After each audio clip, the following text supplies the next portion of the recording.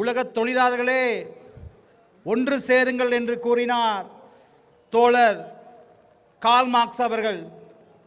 இன்று உலகம் முழுவதும் ஏகாதிபத்தியத்திற்கு எதிராக உழைக்கும் வர்க்கம் ஒன்று திரண்டு கொண்டிருக்கையிலே இன்று இலங்கையிலே வடக்கில் யாழ்ப்பாணம், தெற்கில் காலி, மேற்கில் கொழும்பு, கிழக்கில் மட்டக்களப்பு, இதய பக்கத்தில் நுவரலியா முழுவதும் சிவப்பு வெளிச்சம் அடிக்கிறது, சிவப்பால் மூழ்கி இருக்குது. அன்பிய தோழர்களே, இன்று ரத்தினபுரி நகரில் நடக்கின்ற மாபெரும் மே தினத்தில் கலந்து கொண்டிருக்கின்ற எங்களுடைய நாட்டு பிரதமர் தோழி அருணி அமரசூரி அவர்களே,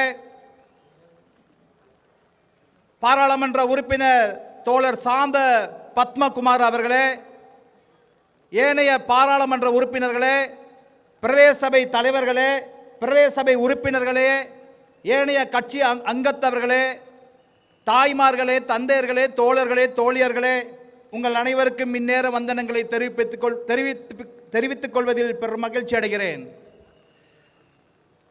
நாங்கள் கூறுகின்றோம், பொதுவாக கூறுவார்கள், மழை பெய்ந்தால் ரத்தினபுரி நகரம் வெள்ளத்தால் மூழ்கும் என்று. ஆனால் இன்று செம்மே தினத்திலே ரத்தினபுரி நகரம் சிவப்பு தலைகளாலே மூழ்கடிக்கப்பட்டிருக்கிறது. අපි නිකන් කතාවට කියනවා වෙස්සොත් රත්නපුර නගර වතුරෙන් යට වෙනවා කියලා. අද දිනයේ රත්නපුර මුළු නගරම රතු ජනතාවගේ පිරලා තිනවා. ඒක තමයි ජාතික ජනබලවේගයේ ශක්තිය අපේ ශක්තිය ආදරණීය අම්මා තාත්තේ. இந்த நாட்டில் மிகப்பெரிய மாற்றத்துக்கு மற்றிலே இந்த நாட்டிலே தொழிலாளர்களுடைய அரசாங்கத்தை நாங்கள் அமைத்திருக்கிறோம். இந்த அரசாங்கத்தை பாதுகாப்பதற்காக நாட்டில் உள்ள உழைக்கும் மக்கள் எல்லாம் ஒன்றிணைந்து இந்த அரசை பாதுகாப்பதற்காக அணிதிரண்டிருக்கின்றார்கள். இன்று திருடர்களும் கயவர்களும் கொலைக்காரர்களும் இன்று எங்கள் அரசை பார்த்து பயந்து கொண்டிருக்கிறார்கள். ஏன்?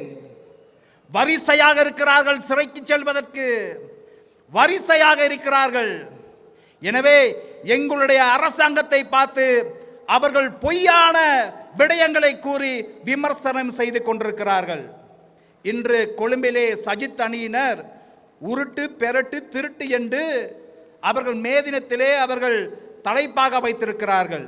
சரியாகத்தான் அவர்களுக்கு உருட்டையும் பெரட்டையும் திருட்டையும் வைத்திருக்கிறார்கள் என்று நான் நேரத்திலே கூறிக்கொள்ள விரும்புகிறேன். என் தோழர்களே, தோழியர்களே, உங்களுக்கு அனைவருக்கும் தெரியும், இந்த நாட்டிலே உழைக்கும் மக்களின் உன்னதமான சக்தி தேசிய மக்கள் சக்தி. மலையக மக்களை பொறுத்தவரையிலே இந்நாட்டில் பொருளாதாரத்துக்கு முதுகெலும்பாக இருக்கக்கூடிய மலையக மக்களை காலங்காலமாக அவர்களுடைய வாக்குகளை பெற்றார்களே ஒழிய அவர்களுடைய வாழ்க்கையை எந்த அரசாங்கமும் பார்க்கவில்லை. சென்ற மே தினத்திலே நாங்கள் கூறினோம், அடுத்த மே தினத்திலே தொழிலாளருடைய சம்பளம் உயர்த்தப்படும் என்று. சென்ற மே தினத்திலே தொழிலாளருடைய நாள் சம்பளம் 1350 ரூபாய்.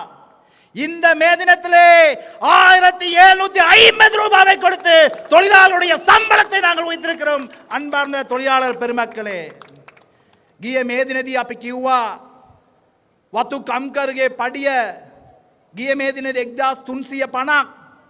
ගිය මේ දිනේ අපි කිව්වා ඊළඟ මේ දින වෙනකොට කම්කරගේ පඩිය වැඩි කරනවා කියලා. අද මේ දින වෙනකොට සමරනකොට වතු කම්කරගේ පඩිය 1750ක් වැඩි කරලා තියෙනවා. මේ ආණ්ඩුව වැඩි කරලා තියෙනවා. ඒක තමයි ජනතාවගේ ආණ්ඩුව, කම්කරගේ ආණ්ඩුව. මේක රකින්නවා අපි නෙමේ. මේ රටේ ඉන්න සියලුම දෙමළ සිංහල මුස්ලිම් සියලු ජනතාව පොර බදලා මේ ආණ්ඩුව රකින්නවා. සමහරු හිතා ඉන්නවා මේ ආණ්ඩුවෙන් දායක පාලව එකතු වෙලා කියනවා මේ ආණ්ඩුවට ගෙදරන්න කියලා. ඒගලන්ට පුළුවන්ද? ඒ වගේ ආණ්ඩුවද ඕගොල්ලන් අදලා තියන්නේ නෑ. ශක්තිමත් මහා ජනතාව ආණ්ඩුව කාට තොල්ලන්න බෑ. ඔල්ලන්න මේ ආණ්ඩුව.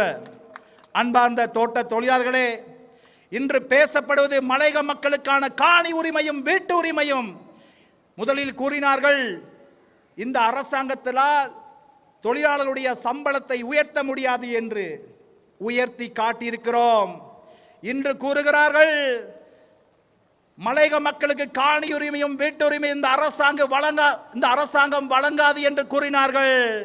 மிக விரைவிலே மலையக மக்களுக்கு காணி உரிமை வீட்டு உரிமை இரண்டையும் வழங்குகின்ற அரசாங்கமாக தேசிய மக்கள் சக்தி அரசாங்கம் வழங்கும் என்பதை நான் கூறிக்கொள்ள விரும்புகிறேன். இறுதியாக, கொட்டும் மழை என்றும் பாராது உழைக்கும் வர்க்கம் தங்களுடைய உரிமைகளுக்காக போராடி கொண்டிருக்கிறது.